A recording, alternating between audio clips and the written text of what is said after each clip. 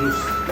তো আপনারা যারা উদ্যোক্তা হতে চান না লকডাউনের যেটাতে যারা উদ্যোক্তা হতে চান না অবশ্যই উদ্যোক্তা হবেন, কারণ পরিমাণ লবণ দিচ্ছি।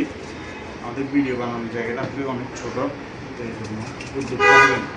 বেকারত্ব জাতির অভিশাপ।